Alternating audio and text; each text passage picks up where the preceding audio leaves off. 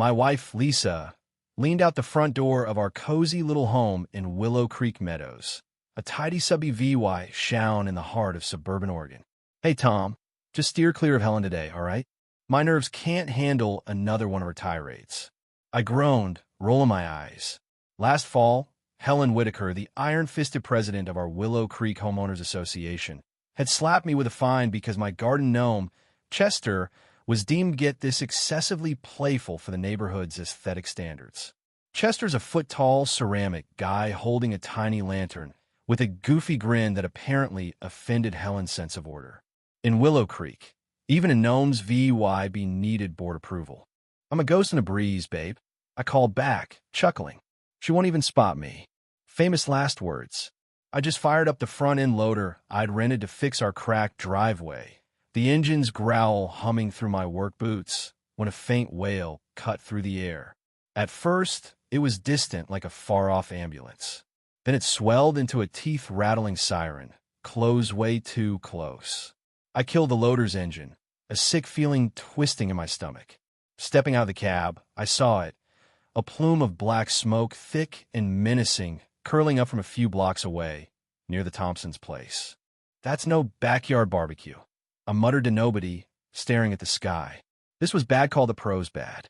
Sure enough, a fire truck, lights flashing like a disco, roared around the corner, barreling toward the narrow lane that led to our cul-de-sac. And then I saw her.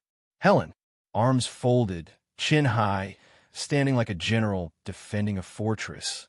Her electric golf cart one she used to cruise Willow Creek like a pint-sized dictator was parked dead center across the road, blocking the only way in. The fire truck screeched to a stop, its bumper kissing the cart's flimsy frame. The captain leaned out, face red as the truck. "Ma'am, we've got an emergency. Move that car now." His voice was all business, laced with panic. But Helen? She didn't budge. She adjusted her oversized sunglasses and said, cool as ice, "This is a private road for Willow Creek residents only. Do you have a permit? And I'll need to see your vehicle's emissions certification. We have strict green policies here." I swear, one of the firefighters in the back slapped his forehead. Another shouted, "Lady, are you kidding? There's a house on fire." Helen puffed up, her voice sharp enough to cut glass. "I'm serious about our bylaws, sir. Unauthorized vehicles, disruptive noise, it could fine you for 6 violations right now." I stood there, coffee going cold in my hand, jaw probably hitting the pavement. Was this woman for real? The smoke was thicker now, acrid, stinging my nose. The Thompsons' good folks, with a fat tabby named Paws, couldn't shake the image of their house going up in flames. I started walking over, a surreal calm settling in. Years running my landscaping business, dealing with picky clients, had taught me how to keep cool. Or so I thought. "Helen," I said, forcing my voice to stay steady, "what are you doing?" "There's a fire. Let them through." She spun on me, her glare hot enough to spark its own blaze. "James, I should have known you'd be behind this chaos." She waved at the fire truck like it was a parade float.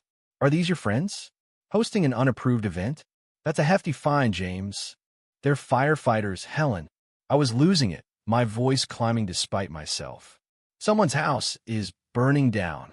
She shrieked back, stomping a sandal-clad foot. "They'll scuff our pristine pavement." And the noisy, it's disturbing, the migratory sparrows. It's in our NVY environmental report, James. Read it sometime.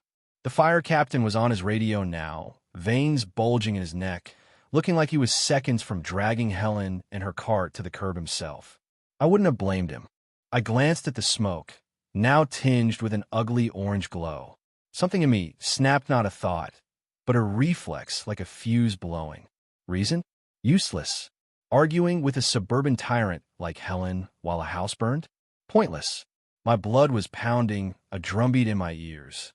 Without a word, I turned and strode back to my driveway, to the glorious yellow beast idling there. My heart slammed against my ribs crazy, reckless, probably illegal, but that smoke was choking the sky, and I could almost hear flames roaring, hungry. Pause. The Thompsons. I climbed into the loader's cab, the seat solid under me, the controls like an old friend. The engine roared to life, a deep, "I've got you" rumble. Helen saw me. Her eyes widened, then narrowed to furious slits. James, what are you doing? That's unauthorized machinery before 8 a.m. I'm warning you. I shifted into gear, muttering maybe out loud. Maybe not, Helen. I'm about to optimize this emergency access. The loader rolled forward, slow but unstoppable, closing the gap to her beige chariot of nonsense. Helen's shrieks hit a pitch that could have cracked windows. Property values. Lawsuits. Our sparrow's sanctuary. Then came the moment. A crunch, not a Hollywood explosion, but a gritty, satisfying grind, like a can opener tackling a tough lid. The loader's bucket met the golf cart side, and the cart folded. Metal whined, plastic splintered, and with a screech of tires, it slid off the road onto Helen's pristine lawn, landing crookedly in her award-winning azaleas. Poetic justice, if you ask me. Helen was hopping mad, sputtering like a broken sprinkler, her face a mask of rage. My cart, my prize azaleas. You vandal. The fire captain didn't blink. He gaped for half a second, then bellowed, go, go, go.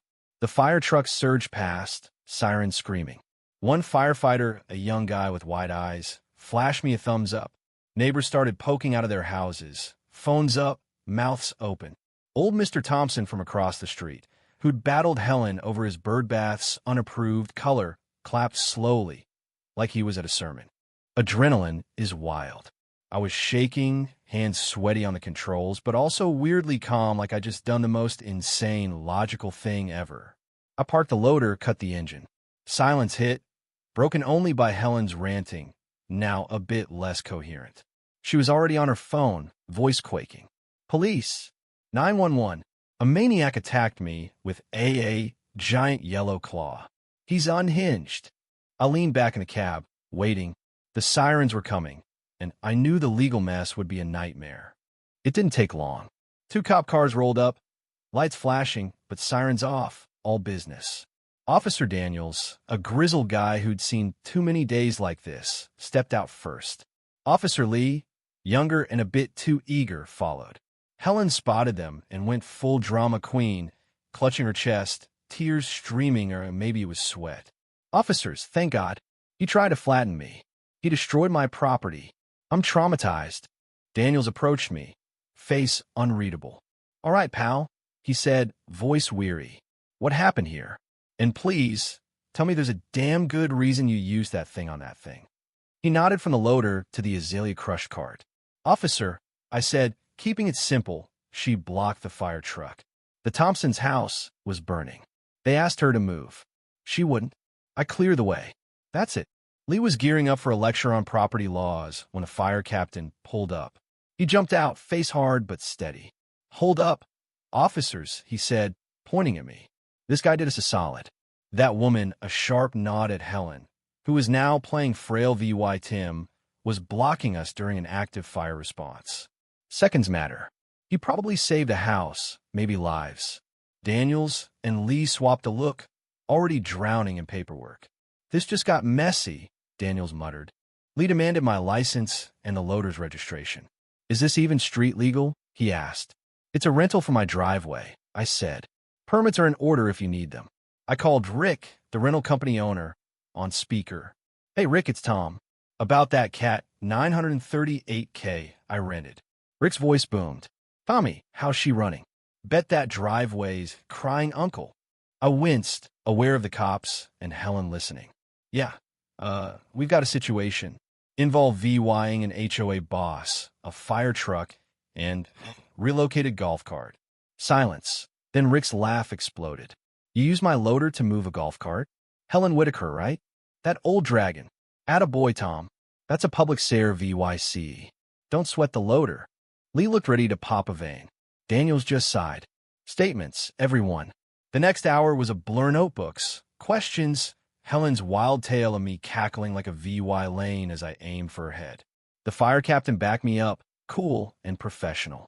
Neighbors chimed in, some calling me a hero, others mumbling about rules.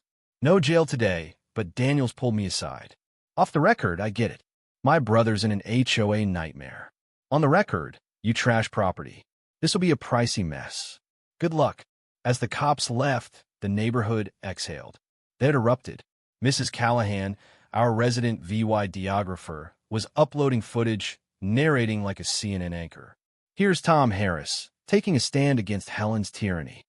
Mr. Thompson, face smudged with soot, ran over. Tom, 5 more minutes and my kitchen was toast. Paws was under the bed, scared but safe. Thank you, man. He went for a hug, awkward with me, still dusty and morally shaky. My phone blew up text from buddies. Dude, what? Friend requests from strangers, and the Willow Creek Gossip Facebook group went nuts. They'd nicknamed me Bulldozer Tom. Memes of me in the loader, Cape photoshopped on, were everywhere. My life was a VY Ralph fever dream. The next week was wild. Grocery runs took forever. People wanted handshakes or to ask if Helen had imploded yet. Rick waived the rental fee for my CIVYC duty, saying his loader bookings had spiked. You're a legend, Tommy, he laughed. Then came the letter. Fancy paper, Willow Creek, HOA seal. My stomach dropped. I was summoned to an emergency meeting about the Pine Lane incident and my flagrant misuse of heavy equipment, with talk of fines or even a VY tie-in. Lisa just smirked. Wear a nice shirt? Okay. The community center was packed, like a courtroom drama with better cookies. Helen sat up front, composed but sporting a comically large neck brace. Pure theater. She banged her gavel. This meeting is called to address a heinous attack on our peaceful community, she declared, glaring at me. I speak of James Harris's savage assault on me and our sacred HOA property. Her speech was a 10-minute epic of VY Timhood, painting me as a reckless thug unfit for Willow Creek's class. When my turn came, I kept it straight. The fire, Helen's blockade, my choice. The fire captain stood up, backing me. Mr. Harris's quick actions saved the home, maybe more. Then Mrs. Callahan jumped in. Helen, you fined my granddaughter for a chalk drawing on our sidewalk, saying it was unsanctioned art. She's 6. Mr. Lopez, usually quiet, added, and my petition for a stop sign on Birch Street? Ignored for years, but you had time to measure my fence post twice last week. It snowballed. Grievances, petty fines, ignored requests poured out. Someone exposed Helen's Sparrow study, written by her cousin's shady startup. Then Mrs. Thompson dropped the bomb. Helen, we won the lawn award you wanted. Were you upset with us that day? Is that why you stalled the fire truck? Helen's face went gray, her neck brace looking absurd. She stammered, but the room turned. It wasn't just rules, it was personal. The meeting dissolved into chaos. Helen's gavel useless against the uproar. Legally, it was a mess. I got a fat fine for the card, and our insurance companies duped it out.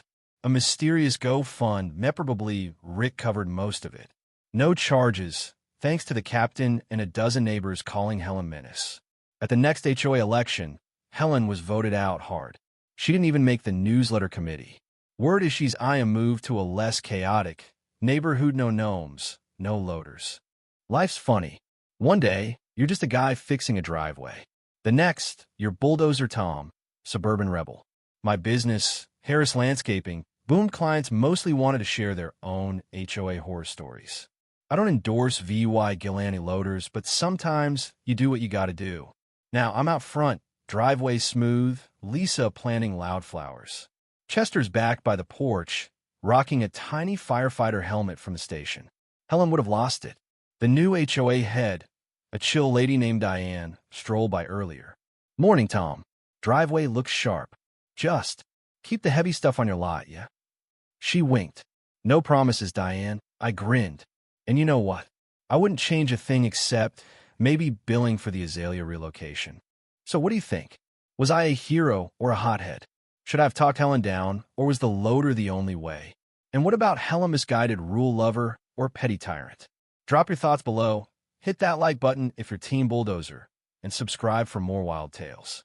Let's get this debate rolling.